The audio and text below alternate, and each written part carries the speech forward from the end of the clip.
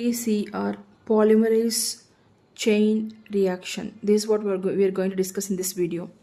Polymerase chain reaction is a wonderful tool or technique that is used in recombinant DNA technology or genetic engineering experiments, where if the amount of DNA is in very low concentrations, okay, in order to increase the concentration, in order to get more amount of DNA, so you can use this technique, polymerase chain reaction. Now, what are the steps in polymerase chain reaction and what are the requirements of polymerase chain reaction we are going to discuss in this video. So for polymerase chain reaction, we need definitely the template DNA, which has to be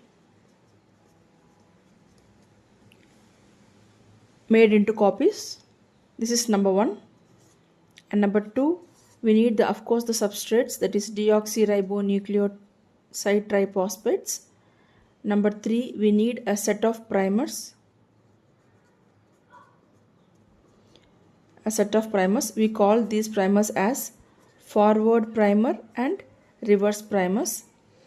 And number four, we need a DNA polymerase, a special DNA polymerase used here, that is Taq DNA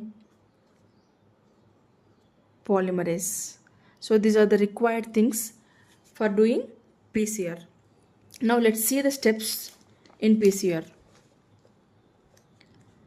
The first step is denaturation. So what happens during denaturation? The double-stranded DNA will be converted into single-stranded DNA. What is the meaning of denaturation?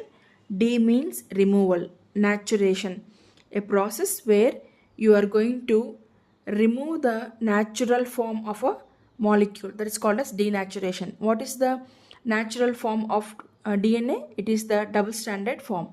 Now you are converting the double-stranded form into single-stranded. That's why it is called as denaturation.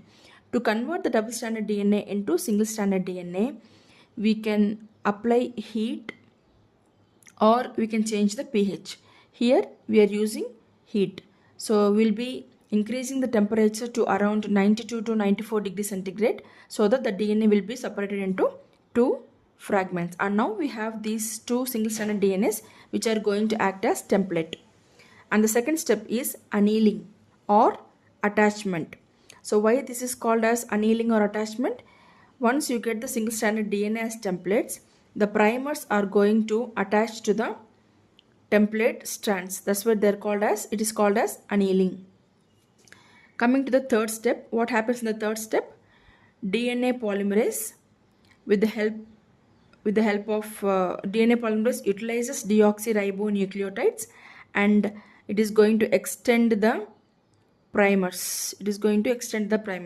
That is why the third step is called as extension or even elongation. And if these three steps are going to be repeated many times, say for example 30 cycles, we will be getting the DNA almost closer to billion times. Okay, and one important point that we have to remember in PCR is the DNA polymerase that we use comes from a bacteria called as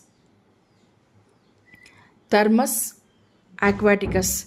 The reason is the Thermus aquaticus is a bacteria which can actually thrive at very high temperatures, and because this can survive at high temperatures, we are taking the DNA polymerase which is thermostable from this bacteria, so that during the first step of PCR the enzyme will not get denatured. Hope this video is useful for you, and to learn many such concepts, please do subscribe my channel Decoding Biology 111.